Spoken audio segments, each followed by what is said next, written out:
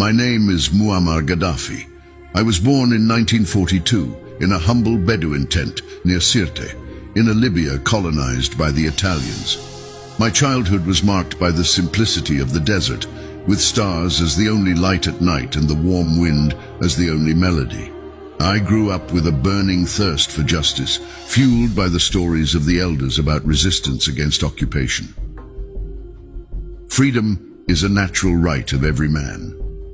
This is what I deeply believed, and this belief led me to join the military academy in Benghazi.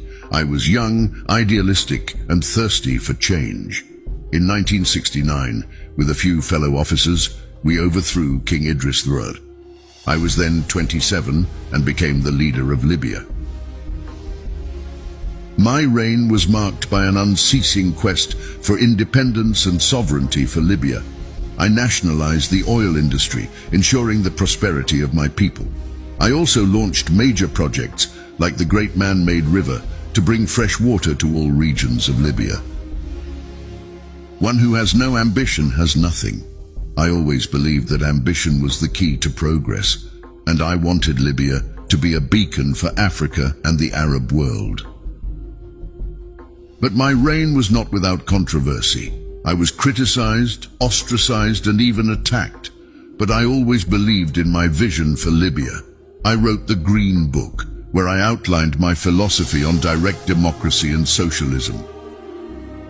Democracy is not in the ballot boxes, but in the participation of the people.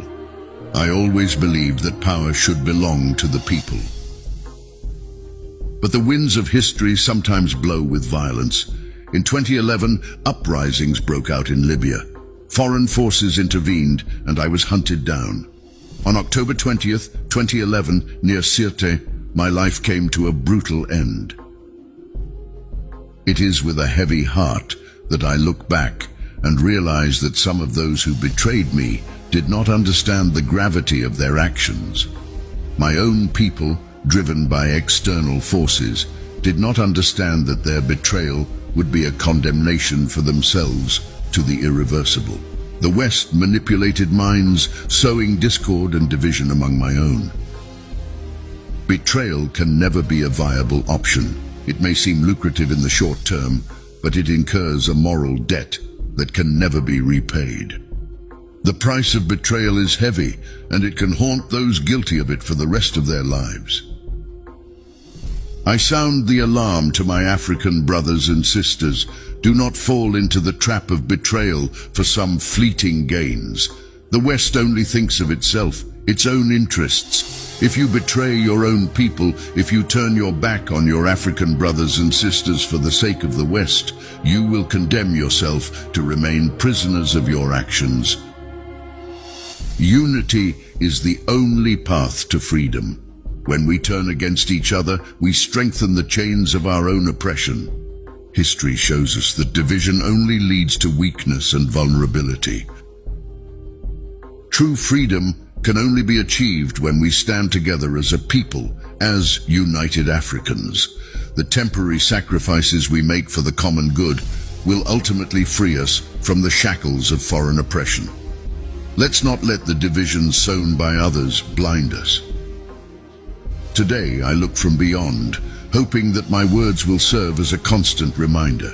The West may offer tempting promises, but they are often tinged with deception.